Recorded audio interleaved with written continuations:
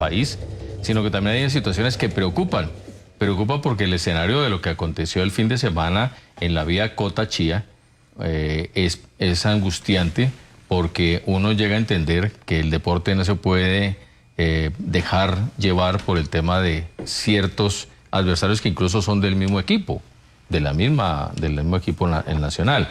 Pero uno comienza a mirar también otros escenarios también de la angustia que comienza a apoderarse de muchos de los colombianos que están mirando hacia el corto futuro, hacia quién van a apuntar para decir que va a ser esa persona que va a determinar el gobierno en los próximos 4 años.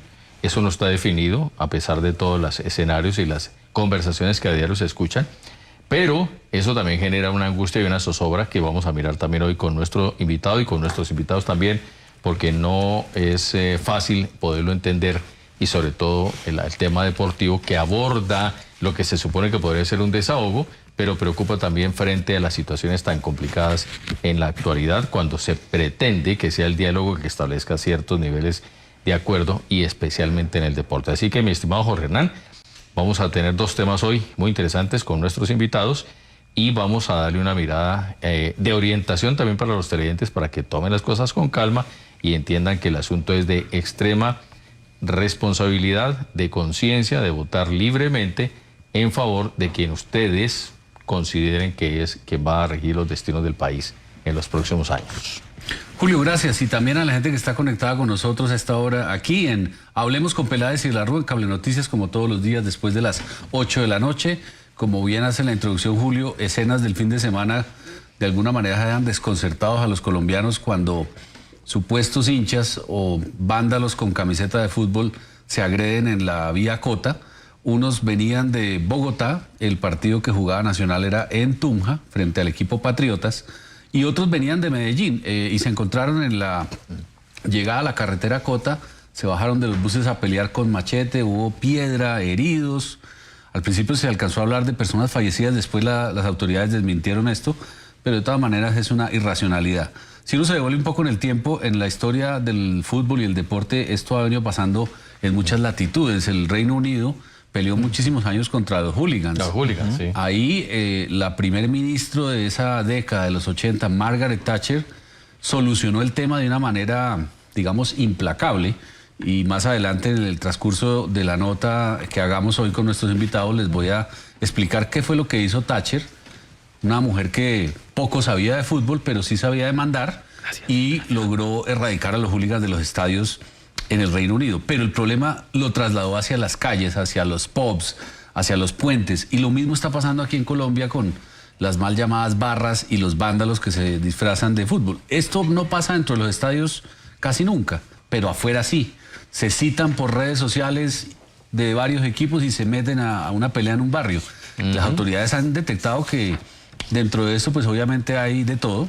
En las grandes capitales siempre ha habido vandalismo y se organizan y buscan la manera de hacer su actividad, que incluye de todo, incluye microtráfico, incluye robo a viviendas.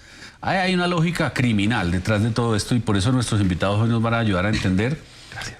Porque si usted hace, digamos, el balance, Julio, con justicia, mucho de lo que pasa en esas mal llamadas barras también pasa en primera línea, también pasa en las protestas, en las marchas. Y vimos en un medio de comunicación, colega, el fin de semana, una crónica aterradora de cómo desde Chile y Venezuela infiltraron a la primera línea el fin de semana, mostraron explícitamente videos de cómo atacan a la policía o a los que ellos creen que son policías. Pero al final es la misma lógica, es gente que le gusta vivir y convivir con el caos y el desorden, porque ese es su ecosistema. Generar miedo, terrorismo, desorden, para ellos todo eso es lo mismo. Pero a uno le queda muy difícil entenderlo si uno no está en esa forma de pensamiento. Yo creo que la mayoría de la sociedad no está ahí, y de alguna manera el programa de hoy queremos es entender por qué suceden estos fenómenos y qué se puede hacer para combatirlos. Así es. Vamos con nuestros invitados. 2 personas ya ustedes muy reconocidas en esta casa periodística, y lo decimos porque además tienen el más alto nivel de capacidad y de conocimiento para poder orientarnos en estas situaciones. Quiero saludar inicialmente al doctor Belisario Balbuena, psicólogo forense, ya muy amigo también de esta casa. Gracias por acompañarnos y bienvenido. A ustedes, Julio y Jorge Hernán, mil gracias por una nueva invitación. Bueno, muy bien. Corriendo hoy en la ciudad, ¿no? Sí, el difícil. tema del tráfico es... El tráfico espantoso. Complicado, ¿no? Sí. A esta hora. Bueno, y también muy amigo de esta casa, el doctor Andrés Nieto, un experto en materia de seguridad. Doctor Andrés, gracias por estar con nosotros. Gracias a ustedes por la invitación y como siempre un gusto estar acá. Rico, lo vemos a veces por las pantallas cuando lo entrevistan desde plataformas, pero nos agrada mucho tenerlo presencialmente. Y a mí me encanta estar acá. Muy bien, muy bien. En primer lugar, yo creo que, Jorge Hernán, preguntarles una primera visión desde dos ámbitos técnicos y científicos muy distintos en el tema de qué pensar en lo que puede estar abordando o qué lleva a que hinchas de equipos como lo que pasó en Cota Chía llevan a ese tema de violencia. ¿Eso cómo lo estructuran ustedes desde su ámbito profesional? Pues Julio, Jorge Hernán decía hace un momento algo muy coherente, muy cierto, y es que estos grupos tienen ya una tendencia a buscar el pleito, tienen ya unos códigos para enfrentarse contra equipos que consideran contrarios. Y hay situaciones donde también se empiezan a infiltrar ciertos comportamientos de tipo criminal que pueden terminar favoreciendo hurtos, homicidios, lesiones personales y otra serie de delitos dentro de ese fragor de lo que llaman barras bravas o equipos contrarios. Entonces son situaciones a las que hay que ponerles bastante cuidado, a las que hay que trabajar, en las que hay que contener también y que de alguna manera hay que comprender precisamente para evitar situaciones como las que se presentó en Cota y que usted muy bien mencionó al comienzo del programa. En ese mismo sentido, doctor Andrés, ¿cómo analizaría desde el tema de vista de la seguridad? Porque incluso aquí hay aspectos de que siempre hemos venido hablando de paz y de diálogo, y eso que tanta da marcha atrás a algunos escenarios que posiblemente podrían vincular al deporte con ese acercamiento en cualquier ámbito de la sociedad. Efectivamente, lastimosamente en esta situación hemos naturalizado la violencia. Okay. Y no es para menos porque del año 2008 al cierre del 2021, 166 hinchas han muerto en este país en algún tipo de riña, ajuste de cuenta o venganza. Estamos hablando no necesariamente al interior de los estadios, pero sí relacionado con la barra directamente. El pico más alto llegó sobre el año 2014, donde llegamos a tener un hincha muerto cada 4 días. Hoy el promedio en el país es de un hincha muerto cada mes. Esto que tenemos que analizarlo desde diferentes ópticas pasa por una mirada que es la que se recomienda que debemos tener. Y es que el hincha y el barrista no es solo hincha y barrista en el estadio, sino que lo es en su vida diaria. ¿Qué quiere decir? Es un estilo de vida, es una posibilidad de reconocimiento, una identidad, y es así como se debe tratar. La mayoría de los planes de intervención para convivencia y seguridad se dan ya en el estadio, cuando se tiene que iniciar en el barrio, en la comuna o en la localidad, con las tensiones que se están dando ahí, entre los mismos liderazgos, incluso entre las mismas barras, que hoy vemos que hay enfrentamientos, ya no en distintas, sino al interior de las mismas, por ese reconocimiento y esas posibilidades de sobresalir. Ahí el tema, como les decía, iniciando Julio, para rápidamente pasar por la solución. Y eso pues es mucho de voluntades.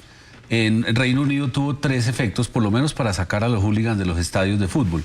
El primer elemento, que estamos hablando de los años 80, no es la misma tecnología que ellos tenían a la que hoy tenemos, que fue innovador, fue cuando Margaret Thatcher dijo, a cada estadio hay que llenarlo de cámaras para poder ver quiénes son los que están haciendo las peleas, el vandalismo. Entonces introdujo el tema audiovisual cuando en esa época no era sino la policía estaba en el estadio para cuidar los hinchas. Ella introdujo las cámaras y eso fue un elemento, digamos, fundamental para poder tener elementos probatorios para judicializar. La segunda herramienta que ella de alguna manera le dijo a los equipos, ustedes tienen que darle una alternativa a la gente que no sea ir al estadio. Tienen que buscar la manera que en los bares, en los pubs, haya transmisiones de televisión para que la gente que no puede ir al estadio pues se siente a ver los partidos en otra parte. Y la tercera, que es digamos la más difícil de tomar y por eso creo que no se ha logrado, es que Thatcher dijo, esto debe ser un plan de familia, esto debe ser un plan de como ir al circo o al cine o a cualquier espectáculo de entretenimiento. La única solución para eliminar tanto vandalismo y tanta posibilidad que entre tanto malandro a hacer cosas que no son, es subiendo los precios de la boletería. Entonces las tribunas populares inmediatamente inflaron los precios, eso ahuyentó a los vándalos de los estadios y en pocos meses los hooligans ya no estaban ahí.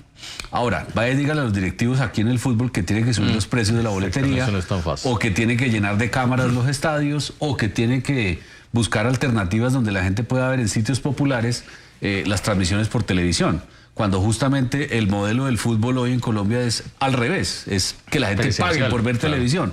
Entonces, no están las condiciones dadas, pero sí existe la violencia.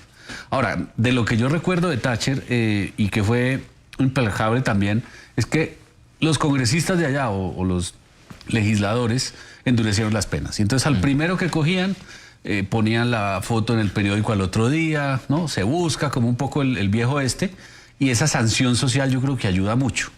Y lo ligo con lo que dije de primera línea y todo, porque yo siento que hay un elemento que también es de voluntad política de las autoridades y no lo han querido hacer.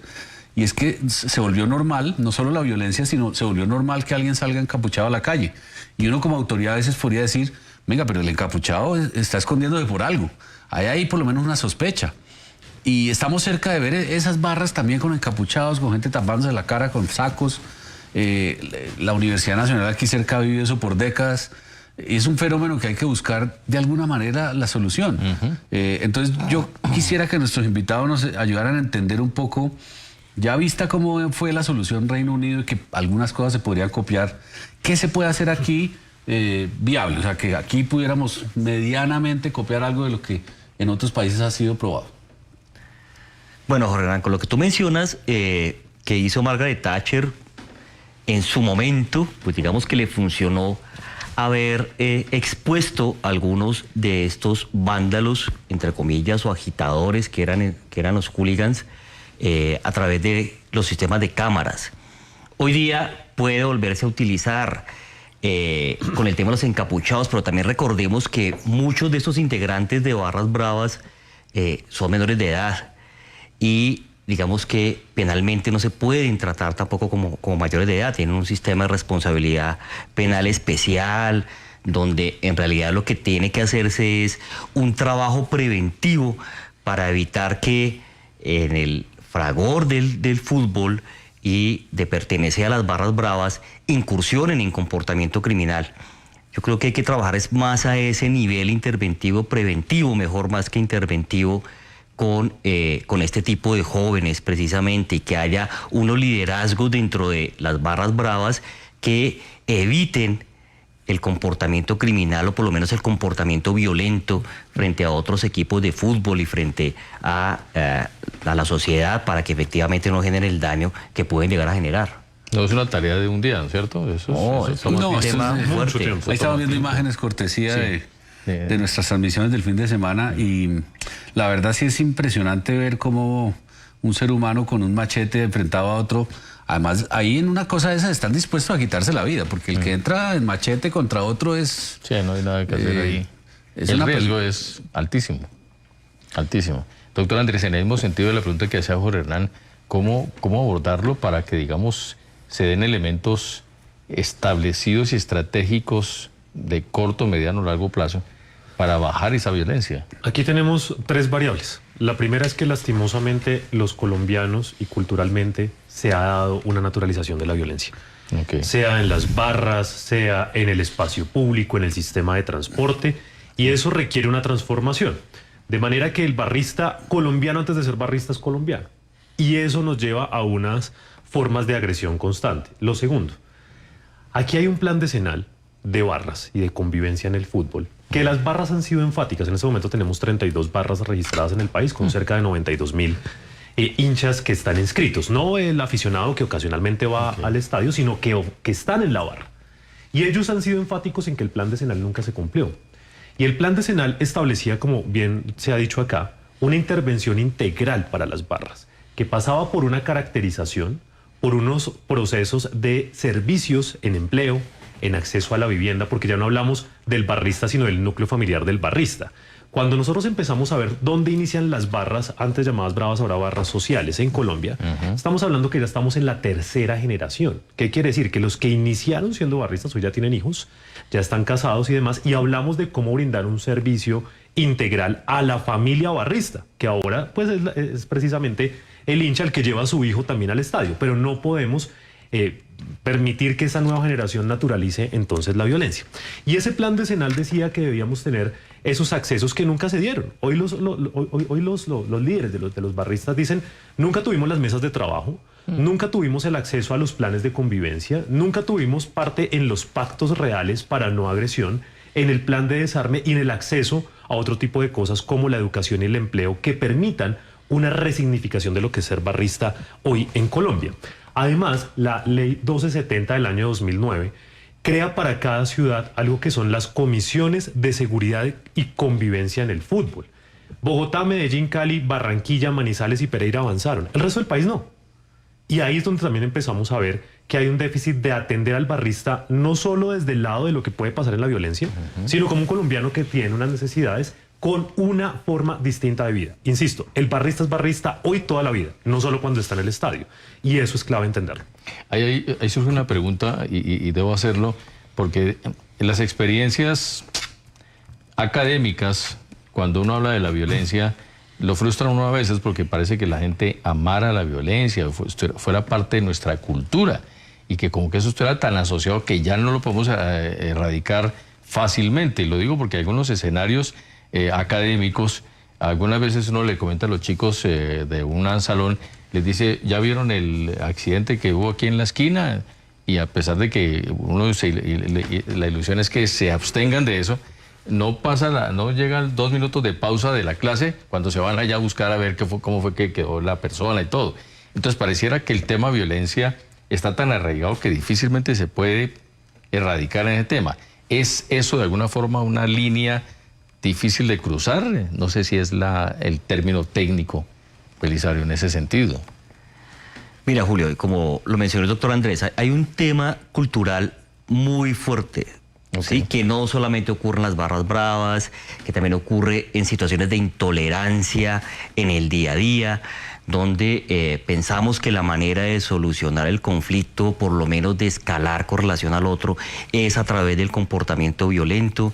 Está diciendo de la poca inteligencia emocional que tenemos al momento de regular emociones como la ira, por ejemplo, que es una emoción universal, ¿sí? No es subjetiva, es inclusive medible, pero no la regulamos, no la sabemos manejar. Creemos que la forma de imponernos y de solucionar el conflicto es a través de la violencia, ni siquiera de la agresividad, es de lo propio de los seres humanos y es del comportamiento violento, a través de formas verbales, utilizando armas, utilizando elementos contundentes. Eso es lamentablemente una situación que está muy arraigada y que está llevando a varios estamentos incluso. Se ve también los temas de ahorita de los debates, y está también el comportamiento agresivo. Es un tema muy complejo que si no se trabaja a ese nivel cultural, y si no se trabaja a nivel preventivo, como bien lo acababan de explicar, ¿sí? Cuando se hacen unos convenios, unos pactos, unos trabajos, pero no se cumplen, pues estamos alimentando o justificando de alguna manera ese comportamiento violento en estos grupos de muchachos. Mire lo que pasó, Julio, en la ceremonia de los Oscar, que es un fenómeno mundial, como dicen nuestros invitados, no solo Colombia. El actor reacciona de una manera violenta, sin importarle que lo están viendo millones por televisión, pero más grave me pareció que después se quedara como si nada, recibiera el premio y nunca entendió que lo que acaba de hacer era para sacarlo. Yo creo que la policía no intervino para no dañar un poco la transmisión de televisión y esto, pero lo que se ha venido conociendo después es que rechazo de la academia, terminó renunciando a la academia. Es decir, en el momento de la violencia, ese ser humano, por defender a su esposa de un mal chiste, creyó que esa era la mejor solución. Y es un tipo que gana millones de dólares y seguramente tiene una educación universitaria profunda y por su reconocimiento debe tener asesores, pero hasta si a esa persona le pasa, ¿qué le puede esperar a una persona en un barrio popular que tiene poca educación y que no tiene muchas oportunidades? O sea, estamos hablando de un fenómeno que se puede dar en India, China, Hong Kong, Europa, en cualquier parte. Todavía estamos lejos de entender que para llegar a soluciones no es necesario los golpes, pero si usted sale, por ejemplo, hoy, un día como hoy en Bogotá a manejar, las motos, los carros, todo el mundo está en actitud violenta y eso, pues digamos, es más de todos los días. Se ponen como a la defensiva, pierden la racionalidad. Y yo creo que por ahí pasa todo este fenómeno donde lo de Cota es apenas como una consecuencia de lo que ha venido pasando socialmente, porque desde la época de los paros y las marchas, los 43 días del año pasado, pues estamos en una sociedad totalmente enervada, esa es la palabra que yo usaría. Los que están con Petro están enervados porque quieren que gane Petro y que pierda el otro. Y los que están con Fico también están enervados porque va a ganar Petro. Y no hay un diálogo, no hay una discusión, no hay un debate racional, sino es emocional. Yo quiero que el otro pierda porque sí, como sea. Salió un empresario en Cali a hablarle a los empleados de una manera, invitando a la violencia, o sea, invitando a que si hay una victoria de Petro, entonces hay que salir a quemar todo. Y yo creo que los de Petro igual, si gana Fico, entonces otros 50 días de marcha, el país no va a avanzar, porque no importa quién gane, el otro lado va a sentirse derrotado y con sed de venganza y va a seguir con el círculo de violencia. Y si le ponemos a eso algunos elementos adicionales como licor, drogas, la cosa se complica. Es el cóctel Celos. perfecto para todos. Celos, el tema machista, patriarcalista. Es que se nos mete todas las aristas para un cóctel perverso. Y cuando nos hablamos de eso, no es menor como lo hemos dicho. En tema de ciudad, en tema de país, de cada 10 colombianos, 6 estarían dispuestos a tomar justicia por mano propia. Sí. Y de esos 3 estarían dispuestos a acceder a un arma. Ahora, el problema de las armas es que quien accede a un arma se le ha pasado por la cabeza, si sea una vez, en usarla. En los estadios, en promedio, cada año, la policía logra evitar que ingresen 13.500 armas entre blancas y de fuego. La pregunta es, ¿por qué una persona que va al estadio a ver fútbol tiene que cargar un arma?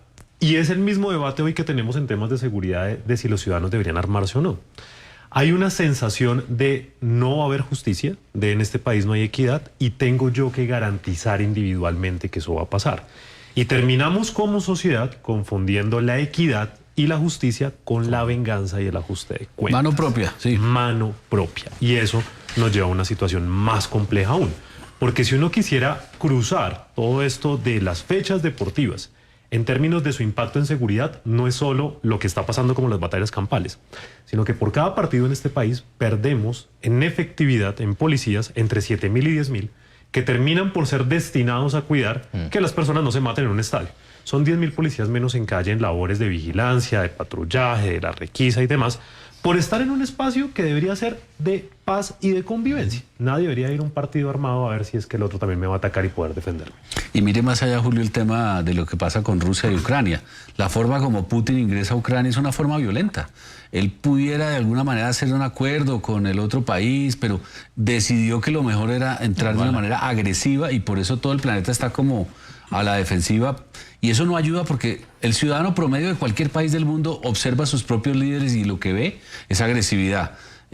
Confunden a veces vehemencia con grosería y eso piensan que les da votos y piensan que les da autoridad moral.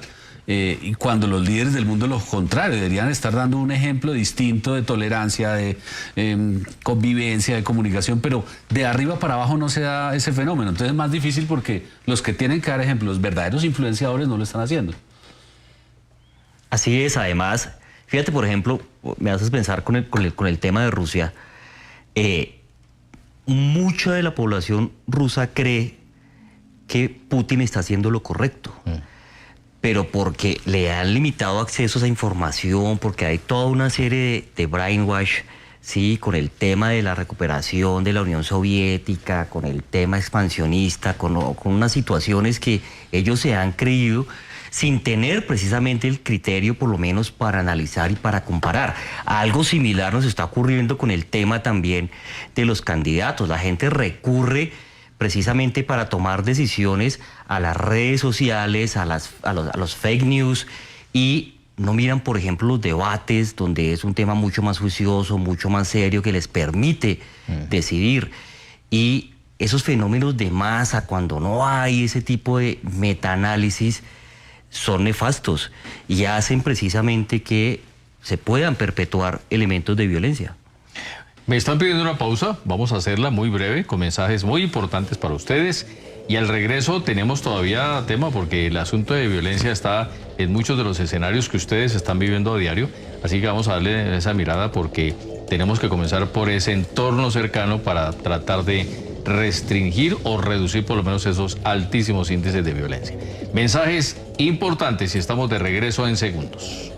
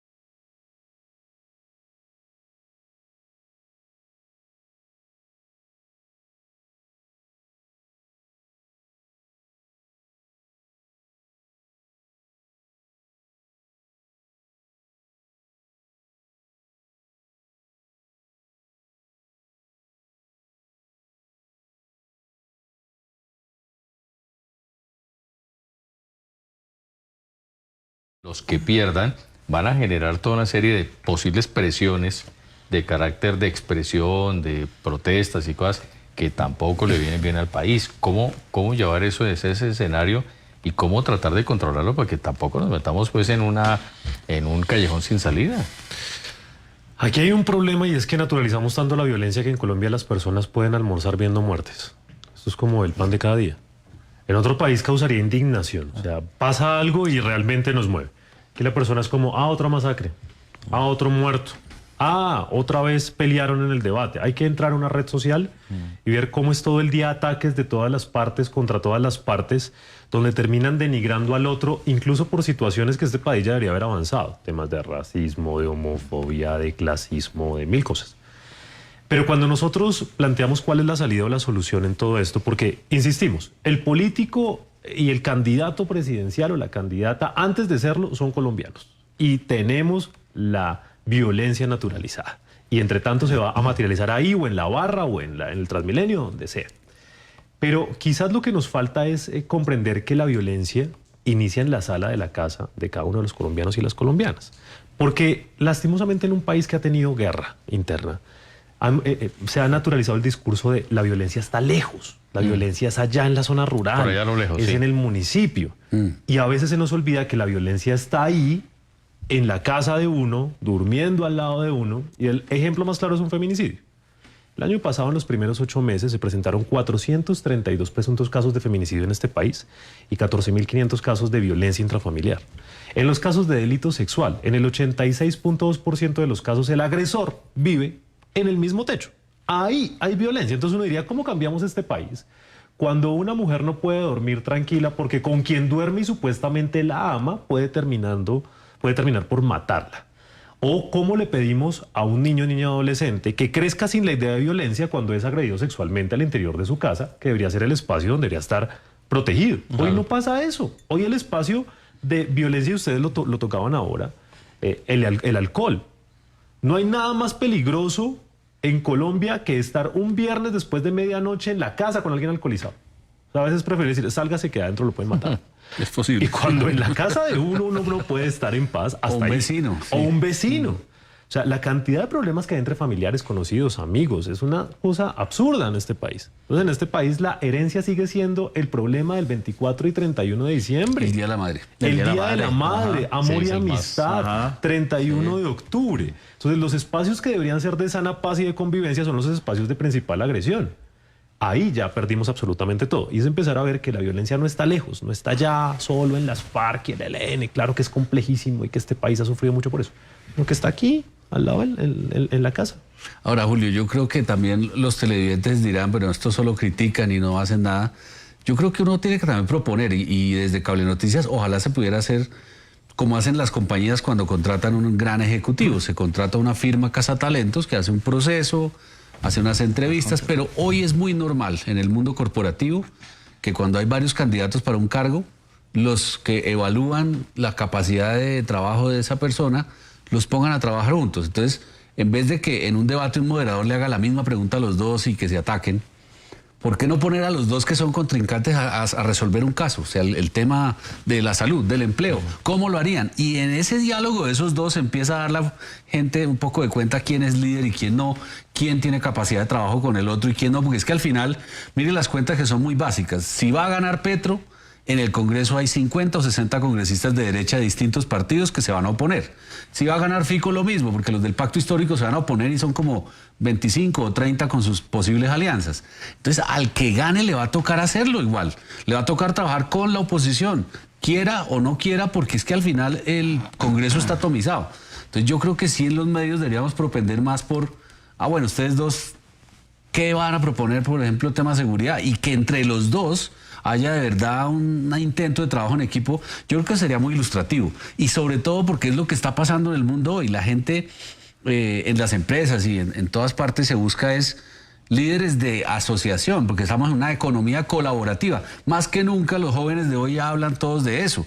Ya las empresas no es el gran jefe que grita a todos y todos le hacen caso. Eso se acabó. Ahora el gran líder es el que organiza a todos los micos para la foto y entre los micos se tienen que poner de acuerdo. Aquí lo que decíamos pero no ha habido esos escenarios donde los pongan a trabajar juntos. Pero aquí la pregunta también de nuestros invitados es, porque lo hemos mencionado varias veces en esta mesa, parecería que la urbanidad de Carreño desapareció definitivamente incluso desde los colegios, y van a mirar mal allá en los televidentes, pueden decir, pero usted está como en el pasado. No, yo creo que hoy más que nunca necesitamos un escenario desde el colegio, que uno ve a los chicos a veces en los colegios, en unas peleas que uno dice, oiga, pero eso tampoco tiene ningún sentido. Y digitales también. Sí, claro. Entonces, en ese sentido, ¿hasta dónde hay que comenzar a construirlo desde los chicos más sardinos, para que entiendan que el tema no es de agarrarse a puños o gritarle al otro, sino es decirle, venga, sentémonos y conversamos y arreglamos esto formalmente?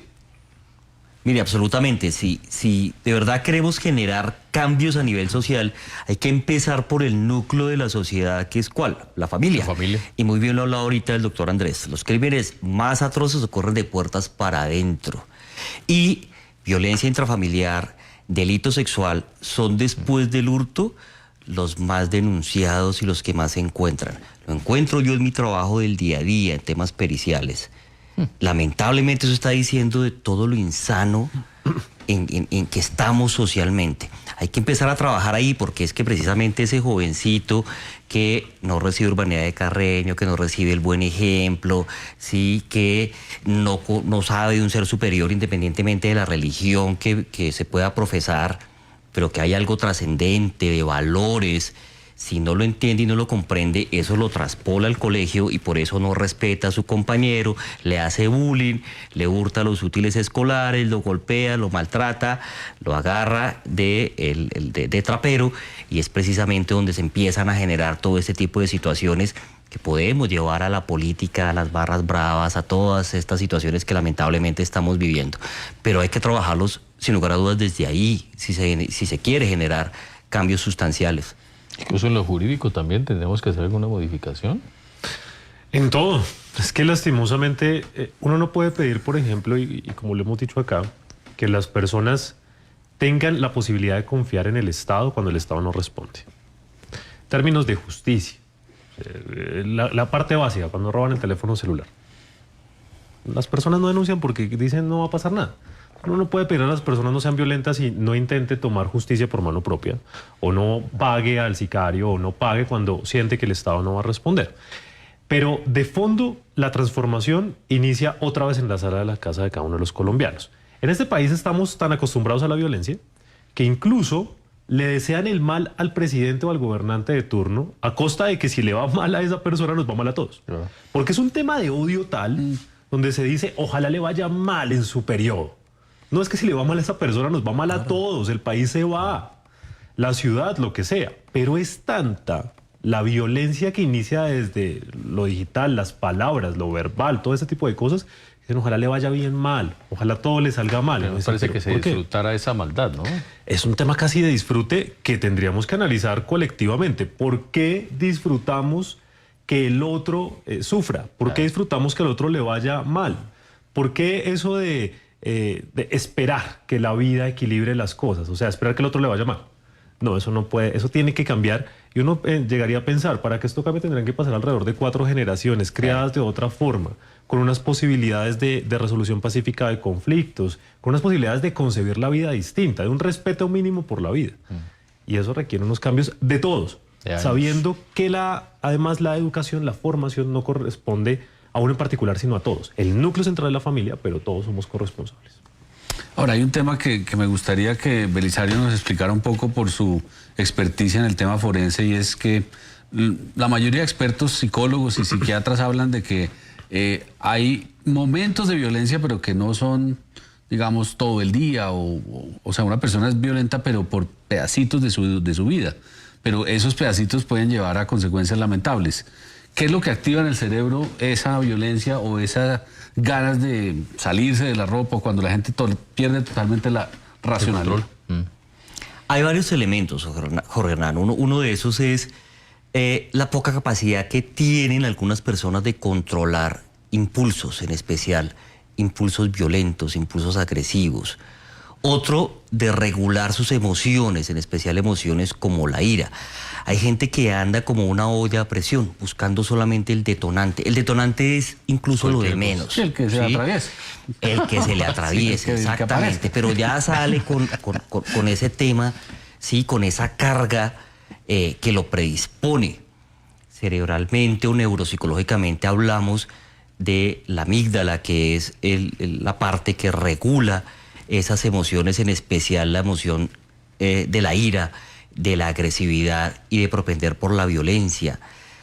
Pero es un tema también del tipo de personalidad cultural que facilita la situación, porque, hombre, si yo soy un macho, ¿cómo no me voy a enfrentar? ¿Cómo no voy a hablar con este sujeto que se me ha atravesado de la manera más sutil, sino que lo enfrento, empiezo con palabras soeces y puedo pasar fácilmente a la agresión? O si estoy portando un arma, como bien lo dijeron, quien la porta ha pensado 1000 veces en usarla. Por algo, Entonces, pero eso es un no riesgo. eso se podría sumar que hay personas que, no voy a mencionar ninguna región en particular, pero hay personas que reaccionan así porque dicen, no, es que los de tal región reaccionamos así, así somos. Y así tenemos que... Entonces uno dice, no, pero tampoco puede ser que, porque es de tal parte, Sí. entonces levanta la voz o tiene que andar siempre a disposición de decir que se metió conmigo la cosa es seria. Entonces ahí ya parte un punto esencial del tema de violencia, ¿cierto? En cualquiera de los escenarios. Sí, parte porque, insistimos, si nosotros seguimos en Colombia creando, por ejemplo, los machitos fuertes, donde el niño que no llore, que usted tiene que defenderse, entonces si usted le hace zancadilla, usted también va y se la hace. No se deje, sí, esa es no la se frase, deje. no se deje. O espere que primero le den Sí. el primer golpe y usted responde. No, espere, para pelear se necesitan dos. Sí. Pero eso es natural. Y después viene lo que muy bien decimos aquí, es que aquí somos así. Sí. Entonces la pregunta es, ¿como en Colombia ha sido la historia de la violencia, somos así? No, yo creo que tenemos la posibilidad de cambiar. Pero eso pasa por una reflexión autónoma muy fuerte. Ahora, hay algo que tampoco podemos negar. Y es que en un país que no tiene las garantías de educación, de vivienda, de salud, de empleo, uno como le pide a una persona que por favor sea serena y que por favor intente vivir la vida. O sea, una persona que sale en una ciudad, en un municipio que está en medio del enfrentamiento de dos grupos al margen de la ley, decirle, por favor, respire profundo, ¿no? Igual respire, yo corro para que no me maten. ¿Sí? En las ciudades que no tenemos sistemas de transporte público eficientes, por favor no empuje al otro, no es que no me meto ahí y no llego a mi casa. Entonces es como el sistema hace también una presión colectiva en un nivel de estrés donde la persona todo el día lo que hace no es vivir sino sobrevivir. Sí. Las ciudades no deberían pensarse ni racionalizarse sino vivirse. Pero cuando la persona tiene que salir en su ciudad intentando mitigar 70 riesgos, intentando estar alerta de todo, pues está literalmente alerta y a la defensiva de cualquier situación. Y hay también fallas estructurales. Ahora, sí, yo entiendo que el entorno no ayuda mucho y que la gente tiende a ser un poco más prevenida y a la defensiva que otras. Oye uno mucho la frase, hoy no nadie me hable. Llegan a la oficina alguien y no, hoy no me hablen. Sí. O sea, sí, llegan con el puño ya puesto. ¿Sí? Sí. No hay esa, digamos, posibilidad mínima de que no, mire, te tienen que firmar esto. No me hable hoy. Hoy no. le dicen, hoy según te lo trataron mal en su casa y llegó de mal genio. Dice, pero pues tampoco se trata de eso. Y ahí todavía hay también una diferencia grande entre hombres y mujeres. Yo lo he dicho aquí varias veces en este programa. Siente uno que la alcaldesa Claudia López, la comediante Alejandra Azcárate, todas las mujeres que se enfrentan vehementemente al sistema son matoneadas por hombres y mujeres. No sé, todavía no se han ganado ese espacio en donde una mujer pueda ser de alguna manera igual de vehemente que un hombre. Eso todavía Colombia no lo ha logrado. Y pues le tocó a la alcaldesa y a Azcárate y otras ser las primeras en hablar duro y les dan durísimo. Las mismas mujeres a veces son las que más las critican. Precisamente por ese tema de la cultura machista que no les permite que tengan esa postura de liderazgo y que se equiparen, ¿sí?, a lo que comúnmente hace el maltratador hombre, el maltratador varón. Y en lo que tú mencionabas hace un momento con el ejemplo que es muy cotidiano, yo sé que seguramente quien nos está viendo y escuchando lo ha vivido. No me hables. Fíjense que hace poco se volvió viral un video donde un jefe en un call center empezó a maltratar a una sí, cantidad sí, sí. de mujeres. Incluso una de ellas era su propia compañera sentimental, pero de una forma brutal. Y después tratando de justificarse que porque tenía presuntamente una patología, por Dios, no es así, es un tema donde él considera que esa es la manera de manejar a los empleados cuando los visualiza de esa forma y no como sus colaboradores. Entonces, ese es un ejemplo de todo lo que se puede analizar en otras instancias. Pero venga, no me van a regañar, porque la pregunta va a ser simpática. ¿El hambre genera violencia? Yo creo que toda necesidad genera algún tipo de violencia, porque es que cuando la persona no está tranquila, no tiene sus necesidades básicas satisfechas, el nivel de estrés genera la posibilidad que pase lo que sea. O sea, cuando una persona no tiene un trabajo estable, tiene que el día a día rebuscar para intentar que sus hijos no mueran de hambre, y no solo de hambre, que vayan al colegio, cualquier cosa, uno como le pide a esa persona y sea serena, por favor, pero porque usted grita. ¿Cómo no va a gritar si tiene hambre? ¿Cómo no va a gritar si esta noche puede estar durmiendo literalmente en la calle? Entonces, yo sí creo que la calidad de vida sí hace que nos permita un mejor manejo de situaciones, porque enfocamos nuestra energía a la posibilidad de la empatía con el otro y no de sobrevivir. Es que hay personas que no tienen tiempo ni siquiera de intentar un diálogo porque toda su vida se la pasan pensando cómo sobrevivir. Es muy difícil. Bueno, y otro tema, Julio, que yo creo que es importante para nuestros invitados es que siente uno que de pronto el colombiano a veces enfoca demasiados esfuerzos buscando que al otro no le vaya bien. O sea, en vez de construir y tratar de ayudarle a alguien, buscan la manera de ponerle más problemas, más trabas. Y entonces también se vuelve muy común oír la frase, sí, muy fácil, venga.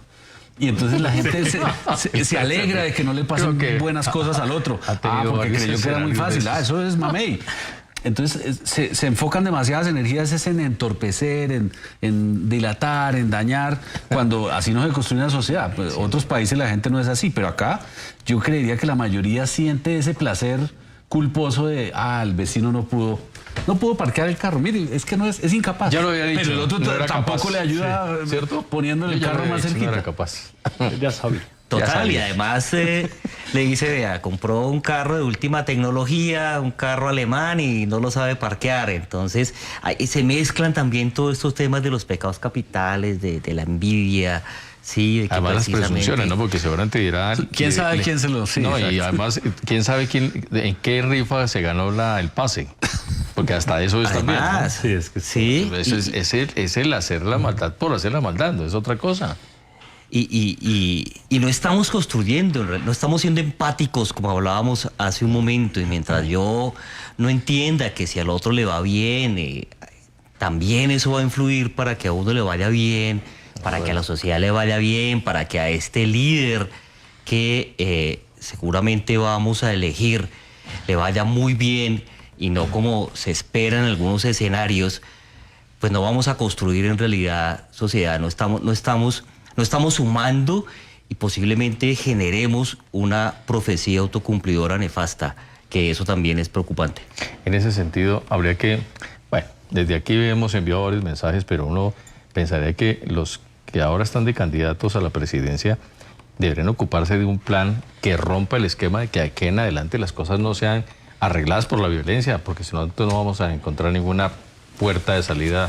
¿Cuántos años llevamos hablando de paz? Sí, no, pues... Pero además necesitamos también volver a un discurso que parece muy rosado, pero de verdad es el afecto. A este país le falta afecto en las relaciones del día a día. Un mínimo de empatía, de verme en el otro, de estar en los zapatos del otro. Y eso se traduce de ahí para arriba. Si nosotros no llegamos a esa política del afecto, como la queramos llamar, es muy difícil transformar este país. Sin afecto no hay absolutamente nada. Y el caso más claro es el tema de la habitabilidad en calle. La principal causa hoy de habitabilidad en calle en Colombia no es el consumo de drogas. Esos son los problemas familiares y la falta de red de afecto. Es decir, no hay quien lo escuche, no hay quien lo abrace. Y uno diría, ay, tan rosado ese discurso de los abrazos. Pues sí, pero es pero cierto. lo hablábamos cuando recorríamos las calles. Les decía a los ciudadanos, mire, todo abrazo que no le dan a un niño en su casa, afuera, una banda delincuencial va a abrazar a ese niño, diciéndole que sí lo quiere, pero ofreciéndole droga, ofreciéndole otras oportunidades no tan sanas. ¿Dónde está el afecto? Cuando en medio de las protestas uno veía a niños, niñas y adolescentes 2, 3 de la mañana en medio de estas situaciones tan complejas, yo me preguntaba, ¿dónde están los padres de familia o adultos responsables de estos chicos? ¿Dónde está esa persona que dice, si mi hijo tiene 12, 11 años y son las 2 de la mañana, ¿dónde está? No están. No hay afecto. Y si no hay afecto, no hay nada. Y no hay responsabilidad porque a veces se deja en manos de los abuelos o el tatía o los primos. Del vecino, Entonces del ahí uno hermano dice, pero mayor. ahí uno cómo hace Muy para laxo eso. controlar eso en ese sentido. Con el agradecimiento enorme por la presencia de ustedes, maravillosa ha sido hoy esta tarea porque hay que incluir estos temas en las agendas diarias porque uno no está exento de cualquier situación y hay que comenzar a construir estas cosas.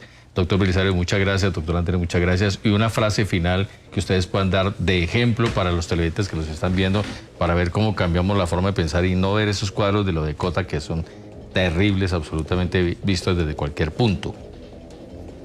Primero, invitar a la empatía, considerar al otro precisamente como un humano igual que yo, como un ser de derechos, porque en la medida en que yo lo entienda, lo puedo comprender, a no dejarme llevar por todas estas noticias falsas, a tener el criterio para considerar al otro, llámese candidato presidencial, llámese en la posición que esté, pero en la medida en que yo empiece a humanizar la relación con el otro, yo sé que el tema va a mejorar. Es un granito de arena pequeño, pero de granitos de arena pequeño están formadas precisamente las playas. Entonces, es esa invitación. Muy bien. En ese sentido, ¿qué consejo darle en una frase a los televidentes? La paz, la seguridad y la convivencia inician en la sala de la casa de cada uno de los colombianos. No está lejos y es nuestro granito de arena el que precisamente nos va a permitir cambiar este país. Hay días que los ciudadanos dicen, pero ¿yo qué puedo hacer desde acá? Yo no soy nadie, yo no... No, usted es todo, usted es todo. Si usted me ayuda a criar ese niño, niña y adolescente, para que no salga y golpee al otro, estamos ganando en el país. Y si eso lo sumamos y lo multiplicamos por todas las casas, la podemos lograr. Muy bien, muchas gracias de verdad por acompañarnos y esperemos que el tema siguiente con ustedes dos como invitados sea otro distinto al de la violencia, que no es bueno porque uno trataría de que el asunto no vaya a mayores, pero esa es la situación de nuestro país. Mi estimado Jorge Hernán. Nos vamos mañana a las 8 de la noche nuevamente aquí en Hablemos con Peláez y Larru. Estará invitado el presidente Bancolde, Javier Díaz, con su grupo de mujeres. Hay un proyecto, un programa para créditos a mujeres emprendedoras, madres cabeza de familia, que nos va a exponer aquí mañana en Cable Noticias. Eso se llama reactivación económica, indudablemente. Bueno, descansen, piensen país y bajémosle a la temperatura. Estas cosas no se pueden repetir. Y ahora en el escenario político, piénselo muy bien y tampoco rechacen a quien sea su amigo, persona cercana o familiar que quiere votar por una persona que usted no quiere. No hay problema. Lo arreglan con un diálogo. Nos vemos mañana, como siempre, a las 8 en punto, con otro tema de interés. Que descansen.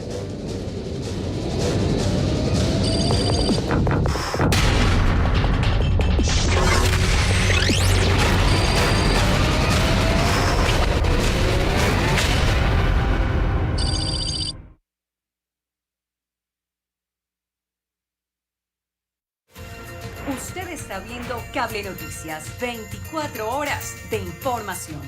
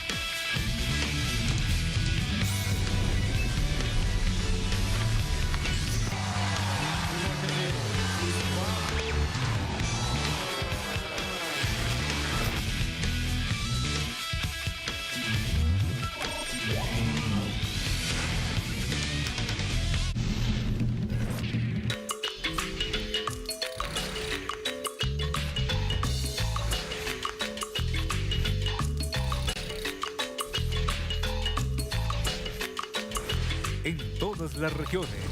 Cable Noticias es Colombia.